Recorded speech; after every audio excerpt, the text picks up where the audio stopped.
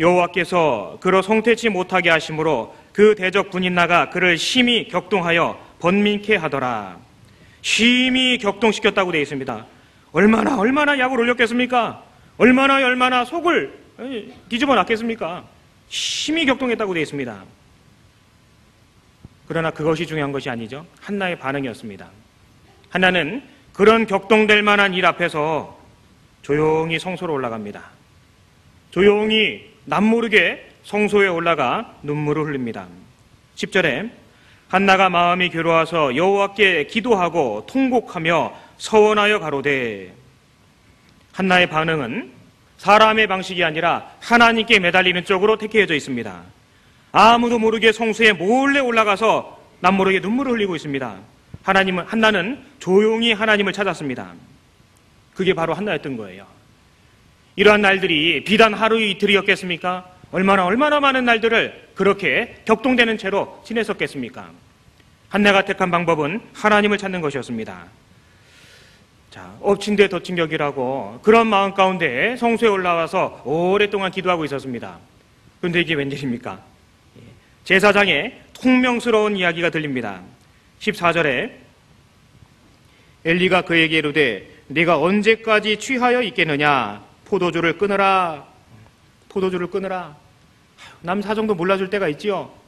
남 사정 몰라줄 때가 있습니다. 술 끊으라. 제사장이 와서 그렇게 이야기하고 있습니다. 그런 억울한 비방을 받게 됩니다. 그러나 한나는 담담하게 자기가 처해져 있는 상황에 대해서 제사장에게 이야기합니다. 가로되 나의 주여 그렇지 아니하니이다. 나는 마음이 슬픈 여자라. 한나는 판단을 잘못한 제사장에 대해서 극렬하게 반응하지 않았습니다. 제사장님 판단 잘못하신 것입니다. 투덜대지 않았습니다. 그분의 속좁음을, 그 사람의 속좁음을 원망하지 않았습니다. 그저 담담하게 자기에게 처해져 있는 환경을 담담하게 고백했습니다. 그리고 그는 나는 마음이 슬픈 여자라 그렇게 고백합니다. 억울한 비방을 받고 있음에도 불구하고 당신이 잘못 생각하신 겁니다. 옹졸했습니다. 그렇게 반응하지 않고 자신의 마음과 심정을 담담하게 토로했습니다. 한나는 슬픔 가운데 있었지만 끝까지 온유함을 유지했습니다. 정말 이런 말씀들을 보면은요, 저하고 너무너무 다른 게 있는 거예요. 그녀에게 마음에 깊은 슬픔이 있었지만 분노하지 않았다는 사실이 굉장히 제 마음에 충격적으로 다가왔습니다.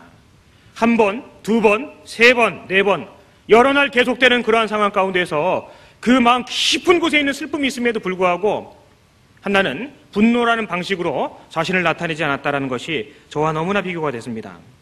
한나는 비난을 참아냅니다. 엉뚱한 오해를 받고 있음에도 불구하고 담담하게 하나님께 호소하는 방식으로 그 비난을 넘어갑니다. 한나는 항상 그러했던 모양입니다. 자기에게 주어진 사건이나 상황이나 그 말 한마디가 아니라 모든 것들을 하나님과의 관계 가운데로 변화시키는 하나님의 관계로 몰아가고자 하는 그런 중심에 하나님이 들어가 있었던 것입니다. 우리는 이것을 감히 믿음이라고 부르게 될 것입니다. 우리 주변에 벌어지고 있는 크고 작은 모든 일들, 하나님은 큰 일도 하시지만 작은 일도 하시거든요. 우주의 별과 달과 해도 만드신 분이 하나님이신 것처럼 바닷가에 모래알 하늘갱이도 깎아 만드신 분이 하나님이십니다. 눈송이 하나하나를 계획하신 분이 하나님이시거든요. 이 한나는 항상 그 마음의 중심을 하나님과의 관계로 가져가고 있습니다. 마음에 슬픔은 있었지만, 오해는 받았지만, 격동은 되었지만 분노하지 않았다라는 것이 성경에 나타나 있는 한나의 모습이었습니다. 이것을 우리는 믿음이라 부를 것입니다. 이러한 하나님 중심의 믿음 있는 사람은 반드시 하나님을 보게 됩니다. 우리는 소망으로 살아가지요. 소망이 있다면 기도하게 됩니다. 기도하는 사람은 그 형편에서 벗어나게 되는 날들을 기대하게 될 것입니다. 한나는 소망의 눈으로, 믿음의 눈으로 하나님과 관계를 맺어 나가고 있습니다. 밤이 지나면 아침이 오는 것처럼 믿음을 소유한 사람은 지금 당장은 쓴물이지만 결국 그 쓴물을 지나 단물을 내게 하는 하나님의 역사를 목격하게 되고 결국 그것을 간증하게 될 것입니다. 마치 동해에서 해가 뜨는 것처럼 이것은 너무나 정확한 법칙이거든요. 성경에서 모든 것들은 고통의 터널이 지난 다음에 환한 광명의 날이 대낮같이 임했다라고 그렇게 말씀하고 계십니다. 우리에게 주어진 바 된 일정한 시간에 밤도 주님의 것이라는 것을 우리는 기억할 필요가 있습니다. 믿음의 눈은 궁극적으로 하나님을 보게 합니다. 믿음의 기다림은, 믿음의 소망은 결국은 그 쓴물이 단물로 변화되는 것을 경험하게 하고 많은 사람들에게 소망의 간증을 하게 될 것입니다. 우리 생애 가운데 그러한 간증이 여러 번 나올 수 있다면 얼마나 즐겁겠습니까? 우리 주님은 그 극심한 모욕과 수치 가운데서도 도리어 그들을 위하여 기도하셨습니다. 아버지여, 저희를 사하여 주옵소서. 저희의 하는 것을 알지 못하나이다 하시더라. 그런 말씀이 있습니다. 주님께서 그 기도를 하시고 난 직후에 그 곁에 있는 사람들이 무엇을 했는지 아십니까? 예수님의 속옷을 뽑아서 제비 뽑고 있었습니다. 그러한 형편과 와중에서도 주님은 그들을 위하여 기도하는 모습을 우리에게 보여주셨습니다. 미련한 자는 분노를 당장에 나타내거니와 슬기로운 자는 수욕을 참느니라. 성경 그렇게 말씀하고 계십니다. 우리에게 어쩌면 크고 작은 슬픔이 내 속에 내 안에 오래도록 머금고 있는 이들도 있을 것입니다.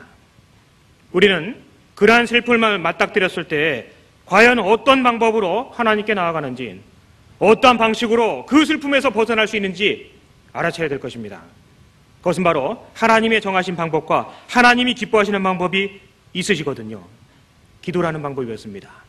하나님께 맡기는 방법이었습니다. 참고 기다리고 하나님을 의지하는 방법이었습니다. 그러한 방법을 하나님이 기뻐하셨습니다.